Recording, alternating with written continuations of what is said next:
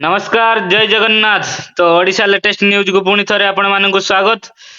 तो video T आरंभ करबा पूर्व आपण चैनल टी को लाइक एवं सब्सक्राइब कर दियंतु जा फल आपण डेली भलिया न्यूज देखि परिबे। तो चलंतु आज 10टी बड़ खबर ऊपर नजर पकाइबा। तो ओडिशा रे तापमात्रा बढ़िबा को लागिछि। तो एही तापमात्रा वृद्धि केते पर्यंत रहिबो ना आसंता किछि दिन रहिबो एही 40 डिग्री ऊपर जीवार संभावना रहिछि। तो तापमात्रा आगामी किछि दिन 40 डिग्री ऊपर संभावना रहिछि। सरकार हिट वेव अलर्ट जारी करि पारे। लोक माने दिन रे बाहर को न जीवा को परामर्श दैछन्ति।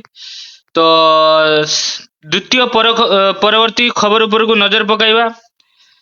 तो चाकरी प्रार्थी बड़ खबर। तो एसएससी और रेलवे द्वारा नुआ नियुक्ति शीघ्र आसुची। तो +2 और ग्रेजुएट पाई सुजोग बाहरी पारे। तो आवेदन तारीख शीघ्र घोषणा हबो। तो अपडेट जानिबा पाई चैनल टी को लाइक एवं सब्सक्राइब कर दियंतु। तो पेट्रोल और डीजल दर भीषण भाव में बढ़िबा को लागिछि। तो आसंता काली नुआ दर घोषणा हबार संभावना रहिछि। तो दर बढ़िबो कि कमिबो साधारणतः लोकंक ऊपर यार की प्रभाव पड़िबो।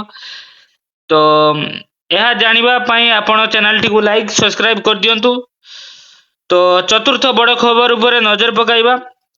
तो छात्र छात्री मानक पाई बड़ अपडेट। तो सीबीएसई और ओडिशा बोर्ड रिजल्ट तारीख शीघ्र घोषणा हबो। तो छात्र छात्री अपेक्षा करिथांतु आपनक मानक पाई शीघ्र रिजल्ट बाहरिबो। तो परवर्ती बड़ खबर होउची जे बैंक हड़ताल। तो किछि बैंक रो हड़ताल हेबार संभावना रहिछि। कहीं ना यूपीआई पिन नहीं अनेक असुविधा परिवर्तन होइछि जहाँकि आपणकर बैंक अकाउंट को अधिक सुरक्षित करिवारे सहाय्य करिवो। तो एटीएम और सर्विस प्रभावित होई पारे। तो लॉकडाउन आपण तो सुनी थिबे युद्ध को नहीं लॉकडाउन पड़िवार संभावना थिला।